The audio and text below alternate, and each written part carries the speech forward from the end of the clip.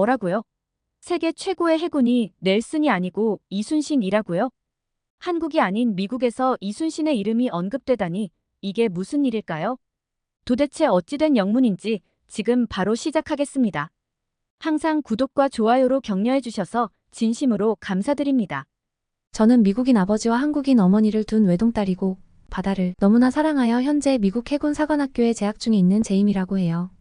강의실은 해군 사관학교 특유의 엄숙한 분위기로 가득했어요. 학생들은 깔끔한 군복 차림으로 단정히 앉아 있었고 벽에는 3개의 주요 해전 지도가 걸려 있었죠. 앞쪽 강단에는 데니얼 맥그레이브 대령이 서 있었습니다. 25년간 해군에서 복무하며 수많은 해전을 경험한 그는 단호하면서도 유머를 곁들인 강의로 유명한 사람이었어요. 대령은 생도들을 천천히 둘러보며 질문을 던졌습니다. 여러분, 오늘 한 가지 질문을 해보겠습니다. 세상에서 가장 위대한 해군은 누구일까요? 질문이 끝나기가 무섭게 생도들이 이구동성으로 외쳤습니다. 넬슨 제독입니다. 한 학생이 손을 들며 덧붙였죠. 넬슨 제독은 트라팔가 해전에서 엄청난 승리를 거둬 영국 해군을 세계 최강으로 만들었습니다. 그는 전설적인 리더십의 상징이에요. 다른 학생들도 고개를 끄덕이며 동의했어요. 맞습니다. 그의 전략은 오늘날에도 교과서로 사용됩니다. 넬슨 제독이 아니면 누가 위대하겠습니까? 대령은 생도들의 말을 조용히 들으며 미소를 지었어요. 그러고는 손을 들어 말을 멈추게 하고 단호한 목소리로 말했죠. 훌륭한 대답입니다. 넬슨 제독의 업적은 정말 대단하죠. 하지만 여러분, 그는 천천히 말을 이어갔습니다. 아닙니다. 세상에서 가장 위대한 해군은 넬슨 제독이 아니에요. 강의실은 순간 조용해졌습니다. 학생들은 놀란 표정으로 서로를 쳐다봤어요. 넬슨 제독이 아니라고요? 그럼 누굽니까, 대령님? 맥그레이브 대령은 걸음을 멈추고 강의실 벽에 걸린 3개 지도 중 아시아를 가리켰습니다. 여러분, 세상에서 가장 위대한 해군은 바로 한국의 이순신 장군입니다. 생도들은 깜짝 놀라 웅성거리기 시작했어요. 이순신? 처음 들어보는데요. 한국의 해군 장군이라고요? 어떤 일을 하셨나요? 맥그레이브 대령은 생도들의 반응을 보며 웃음을 지었어요. 좋습니다. 그럼 이순신 장군의 이야기를 해볼까요? 여러분이 듣고 나면 왜 그가 가장 위대한 해군인지 알게 될 겁니다. 그는 강단에 서서 큰 제스처를 하며 강의를 이어갔어요. 강의실은 여전히 진지한 분위기였지만 이순신 장군에 대한 강의가 이어지자 학생들의 눈빛에는 호기심과 흥미가 깃들었어요.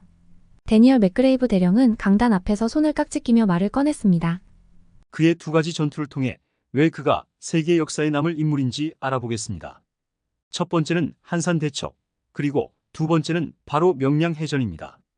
그는 화면에 한산대첩의 지도와 함선 그림을 띄웠습니다. 때는 1592년 임진왜란 초기였습니다. 일본군은 육지에서 조선을 빠르게 침략하고 있었고 바다를 통해 군수품과 병력을 보급하고 있었죠. 이순신 장군은 일본군의 보급로를 차단하기 위해 한산도 앞바다로 그들을 유인했습니다. 대령은 손가락으로 한산도 앞바다를 가리키며 설명을 이어갔습니다. 이곳은 좁은 해협과 빠른 물살로 인해 대규모 함대가 기동하기 어려운 지역입니다. 이순신 장군은 일본군을 하깃진이라는 진영으로 유인했어요. 하깃진, 무슨 뜻일까요? 한 학생이 손을 들고 답했습니다. 학이 날개를 펼친 모양처럼 적을 포위하는 진영입니다. 대령은 미소를 지으며 고개를 끄덕였습니다. 맞습니다. 이순신 장군은 적군을 좁은 해협으로 유인한 뒤 자신의 함대를 학의 날개처럼 펼쳐 적을 포위했습니다. 판옥선의 강력한 화포로 적의 함대를 하나씩 무너뜨렸죠. 당시 일본군은 70척 이상의 배를 잃었고 나머지는 혼란 속에 도망쳤습니다. 반면 조선군은 단 한 척의 배도 잃지 않았습니다. 학생들은 감탄하며 고개를 끄덕였고 대령은 결론을 맺었습니다. 한산대첩은 단순한 전투가 아니라 전략적 완벽함을 보여준 사례입니다. 이 승리로 이순신 장군은 남해를 장악했고 일본군의 해상 보급로를 완전히 차단했죠. 이 전투를 통해 조선은 희망을 되찾을 수 있었습니다. 대령은 잠시 숨을 고르며 분위기를 바꿨습니다. 자, 이제는 이순신 장군의 또 다른 걸작, 명량해전을 살펴볼 차례입니다. 이 전투는 한산대첩과는 또 다른 의미에서 위대합니다. 1597년 상황은 훨씬 더 어려워졌습니다. 한산대첩 이후로도 전쟁은 이어졌고 조선 해군은 패배를 거듭하며 거의 전멸 상태에 이르렀죠. 당시 이순신 장군에게 남아있던 배는 단 12척이었습니다. 반면 일본군은 무려 330척의 배를 보유하고 있었죠. 학생들은 놀란 표정으로 웅성거리기 시작했습니다. 12척 대 330척? 그런 싸움이 가능했나요? 대령은 고개를 끄덕이며 말을 이어갔습니다. 사실 대부분의 사람들은 불가능하다고 생각했을 겁니다. 하지만 이순신 장군은 물러서지 않았습니다. 그는 병사들에게 이렇게 말했죠. 신에게는 아직 12척의 배가 남아 있습니다. 학생들은 고요히 귀를 기울였습니다. 이 말은 단순한 숫자가 아니었습니다. 그는 이 말을 통해 병사들에게 용기를 심어주고 싸워야 하는 이유를 분명히 했죠. 그는 명량해협이라는 지형을 이용해 일본군을 유인했습니다. 명량해협은 물살이 빠르고 좁아 대규모 함대가 기동하기 어려운 곳입니다. 이순신 장군은 이곳에서 단 12척의 배로 일본군을 맞이했습니다. 일본군은 자신들이 압도적인 우세를 가졌다고 생각하며 돌진했지만 빠른 물살과 혼란으로 인해 대열이 무너졌습니다. 그 틈을 타 이순신 장군은 판옥선의 화포를 이용해 일본군의 선두함대를 격침시켰죠. 이후 일본군은 물살에 휩쓸려 서로 충돌하며 대혼란에 빠졌습니다. 이순신 장군은 그 혼란을 놓치지 않고 집중 공격을 퍼부었습니다. 대령은 화면에 당시 전투 장면을 묘사한 그림을 띄우며 설명했습니다. 적의 배는 물살에 휘말리고 조선군의 화포에 맞아 침몰했습니다. 12척으로 시작한 전투는 결국 일본군의 30여 척의 배를 격침시키며 조선군의 대승으로 끝났습니다. 나머지 적군은 혼비백산하여 도망쳤죠. 강의실의 학생들의 시선이 집중된 가운데 데니얼 맥그레이브 대령은 화면에 거북선의 그림을 띄우며 설명을 시작했습니다. 자, 여러분. 이 거북선이라는 혁신적인 전투 함선에 대해 알아볼 겁니다. 이 배는 16세기 조선의 해상 전술을 바꾼 게임 체인저였죠. 당시 세계에서 볼 수 없었던 독창적이고 강력한 설계 덕분에 이 배는 일본군에게는 악몽과도 같았습니다. 먼저 거북선의 이름이 왜 거북인지부터 살펴볼까요? 여러분, 거북하면 무엇이 떠오르죠? 한 학생이 대답했습니다. 딱딱한 등껍질이요. 맞습니다. 거북선은 그 딱딱한 등껍질에서 영감을 받은 철갑선이었습니다. 배의 상부는 철과 나무로 덮여 있어 적의 화살이나 포탄을 막을 수 있었죠. 당시 일본군은 배 위에 올라타 근접전을 벌이는 전술을 주로 사용했습니다. 하지만 거북선의 상부는 매끈하게 덮여 있었기 때문에 올라타는 것이 불가능했습니다. 뿐만 아니라 갑판 위에는 철못이 촘촘히 박혀 있었어요.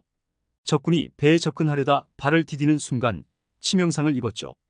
대령은 화면에 거북선의 단면도를 보여주며 덧붙였습니다. 이 덮개는 단순한 방어가 아니라 심리적으로도 적군을 위축시키는 역할을 했습니다. 멀리서 보면 마치 거대한 갑옷을 두른 괴물이 바다 위를 떠다니는 것 같았으니까요. 여러분, 거북선은 단순히 방어에 강한 배가 아니었습니다. 공격력도 엄청났습니다. 당시 조선 해군은 배에 화포를 탑재하는데 매우 능숙했는데 거북선은 그 중에서도 최고 수준의 무장을 자랑했죠. 대령은 거북선의 측면과 전방 그림을 가리키며 설명을 이어갔습니다. 거북선에는 양옆에 여러 개의 포문이 있었고 전방에는 거대한 용머리 모양의 장치가 설치되어 있었습니다.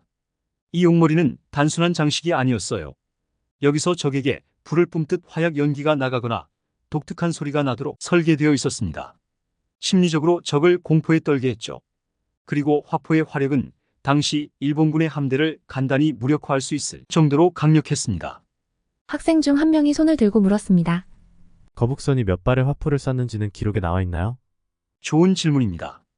거북선의 포문은 좌우에 각각 6개씩 앞과 뒤에도 몇 개가 추가로 있었어요. 각 포문에서 적을 향해 화살이나 포탄을 발사할 수 있었죠. 한 번 발사하고 나면 배를 돌려 다시 공격하는 일반 배와 달리 거북선은 어느 방향에서도 공격이 가능했습니다. 이를 통해 적에게 지속적인 피해를 줄 수 있었죠. 여러분, 이렇게 강력한 배라면 느리고 둔할 것 같죠? 하지만 거북선은 그렇지 않았습니다. 기본 설계가 조선의 판옥선을 기반으로 했기 때문에 바다에서 빠르게 움직이는 데 유리했어요. 판옥선은 무겁고 튼튼한 나무로 만들어졌지만 그 무게의 중심이 낮아 파도를 잘 견뎠습니다. 거북선도 이 장점을 이어받았죠. 대령은 손을 들어 배의 모양을 묘사했습니다. 거북선은 해협과 같은 좁은 지역에서 적군을 효과적으로 제압할 수 있도록 설계되었습니다. 빠른 기동력 덕분에 적군 사이를 자유롭게 오가며 포문을 통해 공격을 퍼부었죠. 특히 한산 대첩과 같은 좁은 해역에서 그 진가를 발휘했습니다. 적군 입장에서 거북선은 단순히 무서운 배가 아니었습니다. 그것은 혼란과 패배를 상징하는 존재였어요. 일본군은 거북선을 처음 보고 철갑선이라고 불렀습니다. 그들은 자신들의 배로는 이 배를 이길 수 없다고 느꼈죠. 거북선은 한산 대첩을 포함해 여러 전투에서 조선 해군이 우세를 점하는 데 결정적 역할을 했습니다. 대령은 강의실을 한번 둘러보며 말을 맺었습니다. 여러분, 거북선은 단순한 전투 도구가 아니었습니다.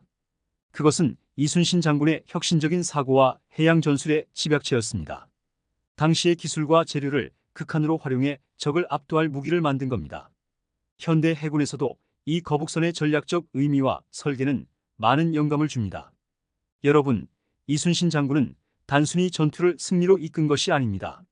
그는 병사들의 사기를 끌어올리고 절망 속에서 희망을 만들어냈습니다.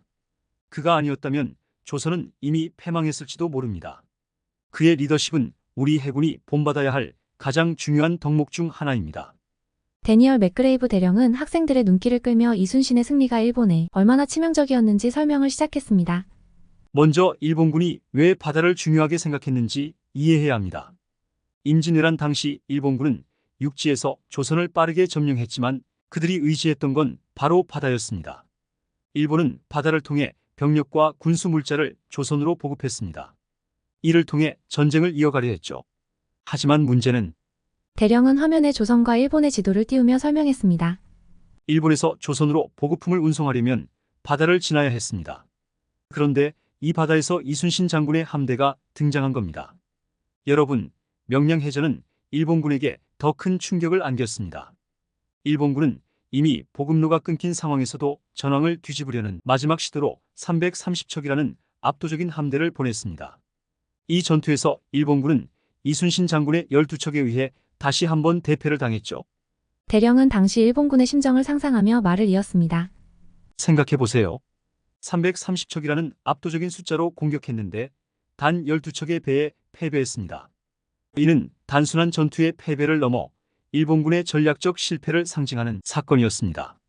이로 인해 일본군의 사기는 바닥을 쳤고 육군에서도 전쟁을 지속할 의욕이 급격히 떨어졌죠. 대령은 학생들을 둘러보며 강조했습니다. 이순신 장군의 해상 승리로 일본군의 보급로는 완전히 차단됐습니다. 보급품이 끊기자 일본군은 전선에서 치명적인 어려움을 겪게 되었죠. 특히 한산 대첩 이후로 남해와 서해에서 일본군의 활동이 사실상 불가능해졌습니다. 또한 이순신 장군의 해상 승리는 조선과 명나라의 연합군이 반격할 시간을 벌어주었습니다. 육지에서는 명나라의 원군이 조선으로 들어오면서 일본군은 더 큰 압박을 받게 되었습니다. 일본은 더 이상 전쟁을 장기적으로 끌어갈 여력이 없었고 결국 퇴각을 시작하게 되죠. 여러분, 이순신 장군의 승리는 단순히 전투에서 적을 물리친 것에 그치지 않았습니다. 일본군의 전체 전략을 무너뜨리고 결국 임진왜란이라는 전쟁의 흐름을 뒤바꾸는 역할을 했죠. 대령은 학생들을 바라보며 진지하게 덧붙였습니다. 이순신 장군은 단순히 조선을 지킨 영웅이 아니라 해군의 역사를 새롭게 쓴 인물입니다. 그는 절망적인 상황 속에서도 나라와 동료를 위해 포기하지 않았고 오히려 기적을 만들어냈습니다. 여러분도 그의 정신을 본받아 훌륭한 해군 장교가 되길 바랍니다. 강의실은 박수 소리로 가득 찼습니다. 학생들은 한산대첩과 명량해전에 담긴 이순신 장군의 천재성과 리더십에 깊은 감동을 받았습니다. 대령의 강의는 단순한 전투 이야기를 넘어 학생들에게 리더십과 희망의 중요성을 깨닫게 해주는 순간이었습니다. 저 역시 어머니를 통해 이순신 장군에 대한 이야기를 들어왔지만 오늘 강의에서 제대로 마주한 이순신 장군은 제가 알던 것보다 훨씬 더 크고 위대한 인물이었습니다. 한국인이 피가 흐르고 있어서였을까요? 강의 내내 가슴속 깊은 곳에서 뭔가 뜨거운 것이 올라오는 것을 느꼈어요. 너무도 경이로운 그의 업적에 입이 다물어지지 않았어요. 오늘 수업 이후로 저도 이순신 장군의 업적에 대해 책을 통해 보다 자세히 공부해서 그를 아직 잘 모르는 이들에게 널리 알리고 싶다는 작은 목표가 생겼답니다. 오늘의 사연은 여기까지입니다. 시청해주셔서 감사합니다. 구독과 좋아요 부탁드리며 늘 행복하세요.